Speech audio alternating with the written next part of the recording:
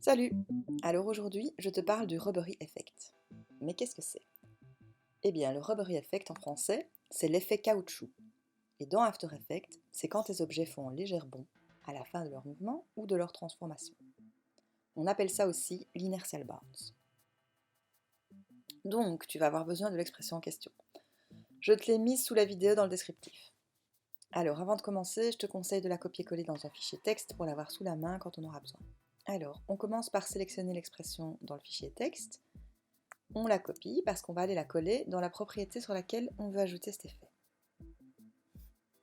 Alors, pour ce faire, il suffit d'appuyer sur Alt et de cliquer sur l'icône chrono en même temps, et puis de coller l'expression ici. Et voilà. Alors, en fonction de la durée entre les deux images clés, l'effet sera plus fort ou moins fort. Donc, déplace la deuxième image clé dans le temps pour trouver le bon timing et obtenir le résultat que tu souhaites.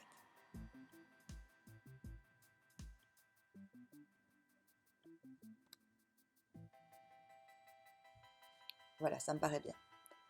Alors, on a dans l'expression 3 paramètres que l'on peut modifier. Amplitude, fréquence et decay. Ces 3 paramètres se situent dans le bas de l'expression, ici. L'amplitude, c'est l'amplitude du mouvement. Dans l'expression comme je te l'ai donnée, l'amplitude est très basse. Elle est à 0,5. Si je monte la valeur à 3, voilà ce que ça donne.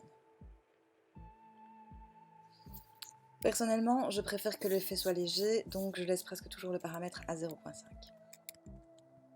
Alors ensuite, la fréquence, c'est le nombre d'allers-retours, ou de rebonds, et le decay, c'est la façon dont il fait les allers-retours rebonds. Voyons voir ce que ça fait quand j'augmente la fréquence à 9. Et bien ça fait ça. Évidemment, c'est too much. Donc je vais remettre la fréquence à 1 et on va voir ce que ça fait quand on met le decay à 9 par contre.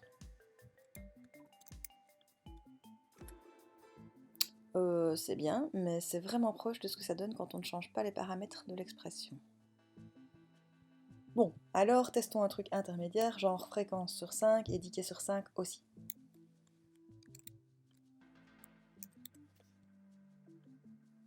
Voilà ce que ça donne. Encore too much. Allez, dernier essai, pour arriver à un truc correct quand même, je vais mettre la fréquence à 3 et le decay à 8.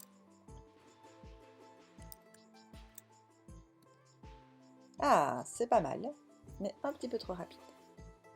Enfin, conclusion, je crois que le choix de tous ces paramètres va dépendre de ce que tu souhaites donner comme ton à ton animation. Si tu veux un truc sérieux ou si tu veux un truc comique. Toujours est-il que si c'est juste pour ajouter un peu de dynamisme à l'animation, les valeurs de base que tu as dans l'expression telle qu'elle est là en dessous de la vidéo sont très bien. Donc je pense que j'avais mis une faible fréquence et un decay à 5. Voilà. Donc voilà, maintenant je te montre un autre exemple. Ici j'ai appliqué l'expression sur la propriété d'échelle. Là je trouve que c'est too much.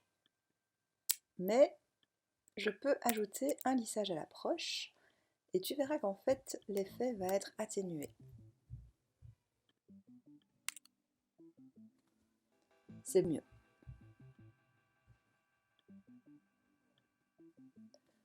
On peut aussi faire ça sur la rotation bien sûr.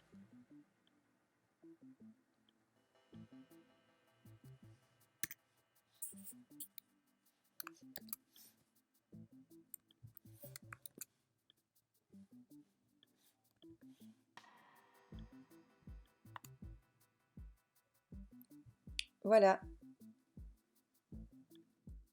Passons à l'effet rubbery sans expression. Alors sans expression, eh bien on va utiliser les images clés. On va juste en rajouter une troisième en fait. Commence donc par placer la première et la dernière image clé. Moi souvent je place d'abord la dernière et puis la première. Ensuite la troisième on va la mettre entre les deux. Alors pour la valeur de cette troisième clé, on va choisir une valeur un peu plus élevée que la valeur d'arrivée. Donc pour la position, déplace ton calque un petit peu plus loin dans l'espace. Regarde ensuite ce que ça donne et s'il le faut, ajuste le timing en bougeant les clés. Alors attention, si tu déplaces les images clés, une règle, c'est de toujours laisser le même temps entre chaque image clé. Alors pour finir, n'oublie pas de mettre un lissage à l'approche sur l'image clé intermédiaire et sur la dernière. Pour la rotation et l'échelle, c'est pareil. Ici, je vais mettre la valeur de l'image clé intermédiaire à un peu plus que 100%.